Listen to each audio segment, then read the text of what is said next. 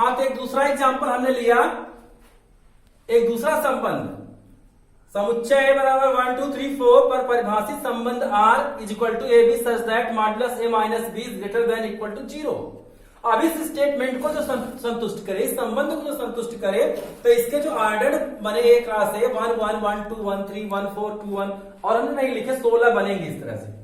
तो 1 माइनस 1 करेंगे जब पहले ऋण बी, पहला घटक ए दूसरा घटक बी, तो 1 माइनस 1 0, मॉडुलस 0 इज 0। यहां कह रहा है कि modulus a minus b is greater than equal to 0, यानी 0 या 0 से अधिक होना चाहिए, यानी 0 और धन पूर्णांक प्राप्त हो जाए। तो ये क्या हो गया यहां 1 माइनस 4 या 1 माइनस 2 करेंगे तो माइनस 1 आ जाएगा, तो माइनस 1 का मॉडुलस प्लस 1 होगा 0 से बड़ा। 1 माइनस 3, 1 माइनस 4 का आ जाएगा माइनस 3 मॉडुलस माइनस 3 का मान हो जाएगा प्लस 3, अर्थात ये सभी से बड़े हैं। इसी तरह से अब 2 1 है तो 2 माइनस 1 करेंगे, 2 minus 1 is equal to modulus 1 को 1 कहेंगे। इसी प्रकार से 2 minus 2 is equal to modulus 0 का मान 0। इसी तरह से 2 माइनस 3 का हो जाएगा -1 मॉडुलस -1 बराबर 1 हो जाएगा, अर्थात 1 2 3 4 ही आ रहा है और ये 0 या 0 से बड़ा मान आ रहा है, हर समय 0 या 0 से बड़ा मान आ रहा है, अर्थात ए के सभी अवयवों का कोई न कोई संबंध प्राप्त हो रहा है, सभी से जो भी हम ले रहे हैं उससे ए का संबंध प्राप्त हो रहा है। अतः यह संबंध जो है क्या कहलाएगा, यह संबंध कहलाएगा सार्वत्रिक संबंध, जिसमें ए का प्रत्येक अवयव ए के सभी अवयवों से किसी न किसी रीत से संबंधित है।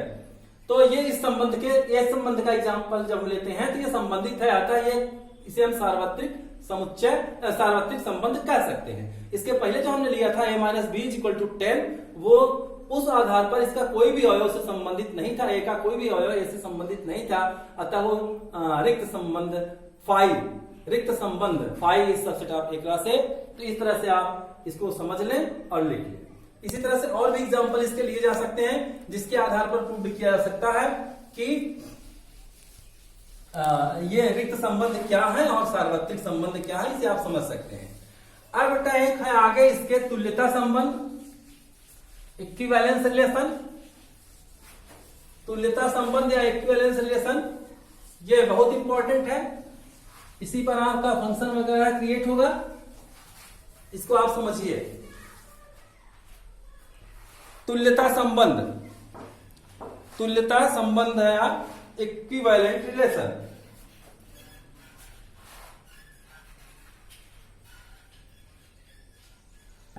तुल्यता संबंध पहला रिक्त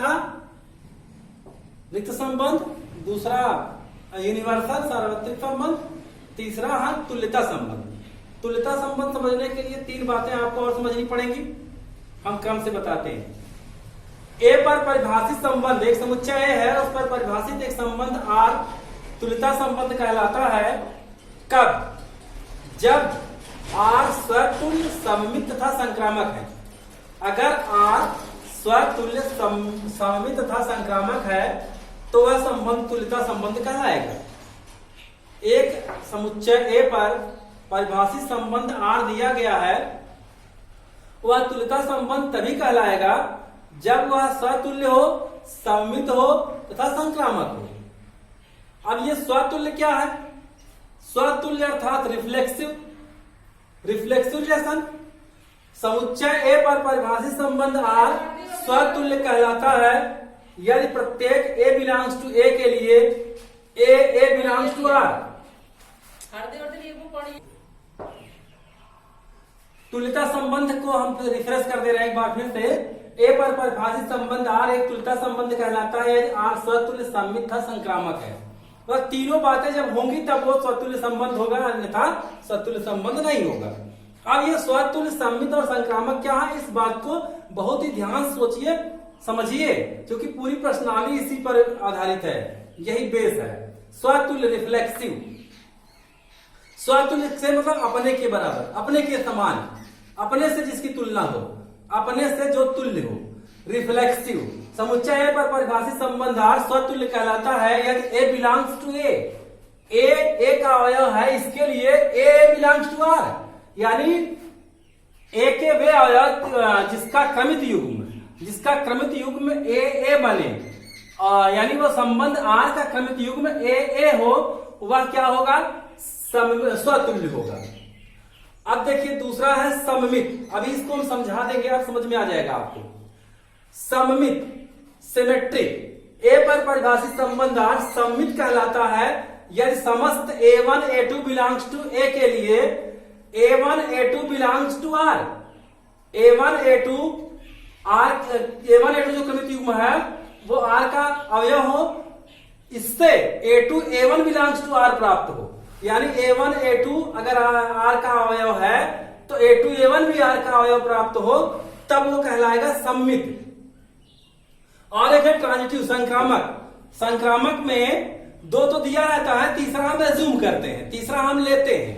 जैसे A1 A2 A3 belongs to ए के लिए, यानी A1 A2 A3 समुच्चय के अवयव है, तो A1 A2 belongs to are, क्रमित युग्म A1 A2 जो है संबंध आर का अवयव है, और A2 A3 भी संबंध आर का अवयव है, तो A1 A3 भी संबंध आर का अवयव हो, तब तो ये ट्रांजिटिव है, संक्रामक है, अन्यथा नहीं।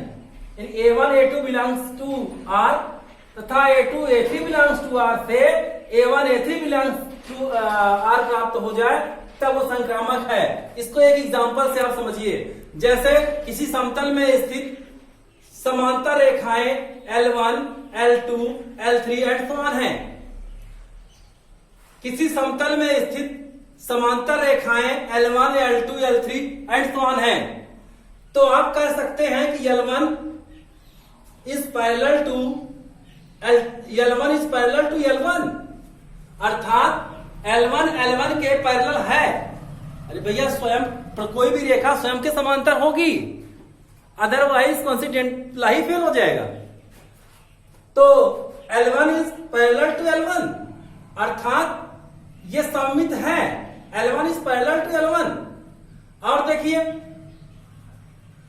L1 पैरेलल टू L2, दूसरी बात देखिए L1 पैरेलल टू L2, क्योंकि दिया है सभी रेखाएं समांतर है।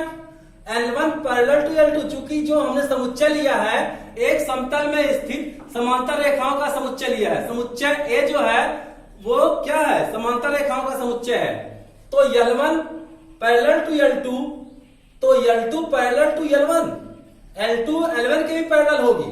जाहिर सी बात है अगर L1 L2 के समांतर है तो L2 भी L1 के पैरेलल होगी, यानी L1 L2 हम कह सकते हैं L1 L2 belongs to R, L1 L2 belongs to R से L2 L1 belongs to are प्राप्त होता है। अतः यह संबंध जो है सममित भी है, सिमेट्रिक भी है। अब देखते हैं ट्रांजिटिव। अब इसको देखिए, अगर हम कहें L1 पैरेलल टू L2 और L2 पैरेलल टू L3 है, क्योंकि सभी रेखाएं समांतर ही ली गई है, तो अगर L1 समांतर L2 और L2 समांतर L3, तो हम कह सकते हैं L1 समांतर L3, अर्थात जब हम लेंगे L1 L2 belongs to R, L1 L2 belongs to R और L2 L3 belongs to are होंगे भाई संबंध में, क्योंकि रेखाएं समांतर रेखाओं का समुच्चय लिया जा, समांतर रेखाओं का क्रमित युग्म बन ही रहा है, बिलोंग्स टू आर, इससे प्राप्त होगा L1 L3 belongs to are. अर्थात यह संबंध अगर हम कहें कि एक समतल में स्थित समांतर रेखाओं का के समुच्चयों से जो संबंध प्राप्त होगा वो तुल्यता संबंध होगा, अर्थात वो सिमेट्रिक भी होगा, रिफ्लेक्सिव भी होगा, ट्रांजिटिव भी होगा। अब एक दूसरा एग्जांपल लीजिए, एक दूसरा एग्जांपल हम लेते हैं, इसको आप नोट कर लीजिएगा पूरा। अब हम इसको मिटा देते हैं। एक दूसरा एग्जांपल लेते हैं, जैसे दो रेखाएं परस्पर लंब हैं, L1 is perpendicular to L2, L1 is perpendicular to L2। अब देखो भैया यहां क्या L1 is perpendicular to L1 होगी? क्या L1 is perpendicular to L1 होगी? बोलिए, कैसे बोलेंगे? अब देखिए यहां कोई भी रेखा स्वयं पर लंब नहीं होती, ये कॉन्सेप्ट है। कोई भी रेखा स्वयं पर लंब नहीं होती, स्वयं के समांतर तो होती है, लंब नहीं होती। अर्थात जो L1 और L1 का जो क्रमित युग्म बनेगा नॉट बिलोंग्स टू R, यानी ये R का अवयव नहीं है, अतः यह संबंध में नहीं है। अर्थात यह सममित, यह स्वतुल्य नहीं है। L1 यानी यह स्वतुल्य नहीं है। एक समतल में स्थित लंब रेखाओं का जो समुच्चय है उसमें जो संबंध बन रहा है वो सममित नहीं, वो स्वतुल्य नहीं है, वो स्वतुल्य नहीं है। और अब देखिए, अब दूसरी बात, हम कहते हैं कि L1 is perpendicular to L2। अगर L1 is perpendicular to L2 तो हम कह सकते हैं कि L2 is also perpendicular to L1। यानी अगर हम L1 L2 को रिलेटेड करें R से, L1 रिलेटेड टू R, यानी L1 L2 belongs to R, then we say L2 L1 is also belongs to R। क्योंकि अगर L1 L2 पर लंब है तो L2 भी L1 पर लंब है। अर्थात यह जो हम ले रहे हैं कि किसी समतल में स्थित लंब रेखाओं का जो संबंध है वो स्वतुल्य नहीं है, लेकिन सममित है। अब हम देखते हैं कि क्या ये ट्रांजिटिव भी है, संक्रामक भी है। तो देख लेते हैं। एक हम तीसरी रेखा जूम कर लेते हैं। सपोज करो कि दिस इज L1 और L2 is perpendicular to L1, ये L2 रेखा है। अब एक रेखा हम L3 एज्यूम कर लेते हैं, स्वयं से ले लेते हैं। L3 is perpendicular to L1 कर दें, L2 is perpendicular to L3 कर दें। ये L3 हो गई, ये L2 हो गई। L2 is perpendicular to L1 दिया है, अर्थात L1 L2 belongs to R। अब देखिए L2 परपेंडिकुलर टू L3, ये L2 है भैया। L2 is perpendicular to L3, अर्थात L2 L3 belongs to R, ये भी संबंध में है। अब देखो क्या L1 is perpendicular to L3?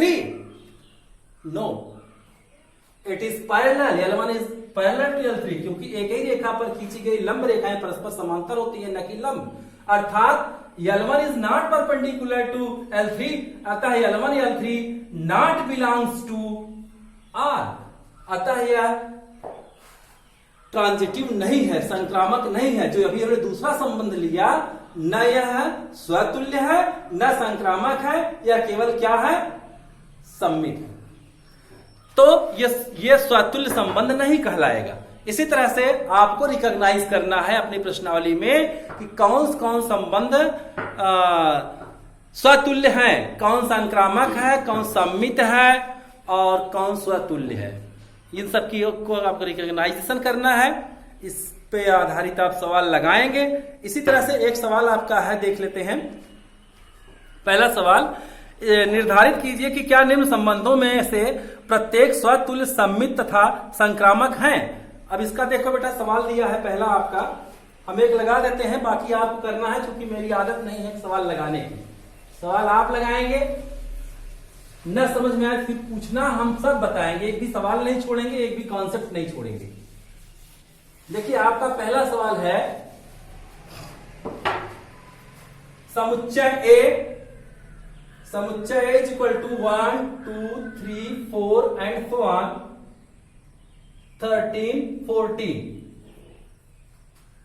और इसमें संबंध जो दिया है, संबंध R इस प्रकार परिभाषित है, R is equal to x y such that, R is equal to x y such that 3x minus y is equal to 0, 3x minus y is equal to 0। अब हम R के सभी क्रमित युग्म प्राप्त कर लें और देखें कि क्या वो स्वतुल्य, सममित और संक्रामक, रिफ्लेक्सिव, सिमेट्रिक एंड ट्रांजिटिव है या नहीं है। अगर है तो फिर स्वतुल्य है तो तुल्यता संबंध है, नहीं तो नहीं है। इसमें आपको देखना है कि प्रत्येक में से स्वतुल्य, सममित, संक्रामक है कौन, निर्धारित कीजिए। अब देखिए इसमें ये इस संबंध को संतुष्ट करने वाले जो इसके अवयव हैं उन्हीं का क्रमिक युग्म बनेगा। तो r बराबर क्या बनेगा देखते जाइए आप। 3x minus Y equal to 0, तो y इक्वल टू हो जाएगा 3x। y इक्वल टू क्या हो जाएगा 3x। y equal to 3x में अब x हम किससे लेंगे, इससे लेंगे, तो y प्राप्त होता जाएगा। तो r का जो पहला क्रमिक युग्म प्राप्त होगा r इक्वल टू 1 लेने पर x इक्वल टू 1 लेने पर y इक्वल टू 3, तो इसका पहला क्रमिक युग्म प्राप्त हुआ 1 3 इसका रिलेशन। फिर दूसरा हो जाएगा 2 लेने पर x बराबर 2 लेने पर y बराबर 6 हो जाएगा। 2 6 1 3 2 6 3 9 4 12 5 15 इससे ज्यादा हो जाएगा। इतने संबंध इसमें बने, यद्यपि इसमें तो बनेंगे 14 गुणे 14, लेकिन लिए कितने जाएंगे जो इस परिभाषा के अंतर्गत आते हैं, संबंध की परिभाषा के अंतर्गत जो अवयव आते हैं बस हमें उन्हीं को लेना है। अब देखो बेटा, अब ये सिमेट्रिक अगर ये स्वतुल्य है जिसे हम कहते हैं रिफ्लेक्सिव, तो वो a बिलोंग्स टू r होना चाहिए, a बिलोंग्स टू r होना चाहिए। लेकिन यहां कोई भी a नहीं है, कोई भी a नहीं है, कोई है नहीं है, अतः यह स्वतुल्य नहीं है। हम कहेंगे कि ये इसमें से कोई भी संबंध स्वतुल्य नहीं है, कोई भी एक देख लो 1 2 3 4 चारों में से कोई भी स्वतुल्य नहीं है। तो फिर लिख देंगे कि इसमें स्वतुल्य नहीं है, क्योंकि कोई भी अवयव जो है अपने स्वयं के बराबर नहीं है। अब देखिए यहां दूसरी बात यहां देखेंगे कि क्या ये सिमेट्रिक है। सिमेट्रिक होने के लिए a1 a2 belongs to r, यदि a1 a2 belongs to r से क्या प्राप्त हो जाए, a2 a1 belongs to r, a1 a2 belongs to r से a2 a1 belongs to r प्राप्त हो जाए। यहाँ कोई भी 1 3 या 3 1 नहीं है, 2 6 या 6 2 नहीं है, 3 9 9 3 4 12 12 4 नहीं है। अतः यह संबंध सिमेट्रिक भी नहीं है, यह संबंध सिमेट्रिक भी नहीं है, न सममित है न सिमेट्रिक है। अब ट्रांजिटिव देख लीजिए, इसमें क्या ट्रांजिटिव में होना चाहिए a1 a2 belongs to r और तथा लिखते हैं a2 a3 belongs to r, a2 a3 belongs to r, इससे प्राप्त हो हमें क्या a1 a3 belongs to r। तो इसमें कोई ऐसा नहीं है कि जैसे 1 3 है और 3 9 है, तो 1 9 का कोई इसमें है ही नहीं है। जैसे देखिए यहां 1 3 है 3 9 है, अगर इसको लेते हैं 1 3 3 9, a1 a2 a2 a3, but a1 a3 का कोई इसमें क्रमिक युग्म नहीं है, अतः यह संक्रामक भी नहीं है, अतः यह ट्रांजिटिव नहीं है। This relation are not symmetric, reflexive and transitive. न यह स्वतुल्य है, न ही यह सम्मित है, न ही यह संक्रामक है, यानी न रिफ्लेक्सिव न सिमेट्रिक और न ही ट्रांजिटिव। इस तरह से आप समुच्चय में संबंध उसमें जो दिया है देखें, जो संबंध परिभाषित कर रहा है उसके अंतर्गत देख ले कि कौन कौन से ऑर्डर्ड पेयर बन रहे हैं। अब उन ऑर्डर्ड पेयर में देखो कौन सम्मित है, कौन संक्रामक है और कौन रिफ्लेक्सिव है। तो इस तरह से आप अपनी प्रश्नावली अब आप लगाएं। 2.2 हाँ, सभी लोग प्रश्न हल करके भेजे, केवल 1 2 बच्चियां भेज रही हैं। हो सकता है कि हम आंसर नहीं दे पाए, क्योंकि मोबाइल पर लोड बहुत है, हैंग कर रहा है, लेकिन देखते हम सबका है। तो आप करें और जो सवाल न आए उसको पूछें। अब आप अपनी पहली प्रश्नावली का 1.1 देखें, जिसमें आपको खाली बताना है कि कौन सिमेट्रिक है, कौन रिफ्लेक्सिव है और कौन ट्रांजिटिव है। अगर तीनों है तो वो स्वतुल्य संबंध, तो वह तुल्यता संबंध है। अगर तीनों नहीं है तो तुल्यता संबंध नहीं है। यही आपको चेक करना है, इसमें और कोई बहुत बड़ी बात नहीं है। आप इसका हम एक फिगर बना के भेज दे रहे हैं, अगर बुक नहीं है तो लगाएं सवाल। लिखा भैया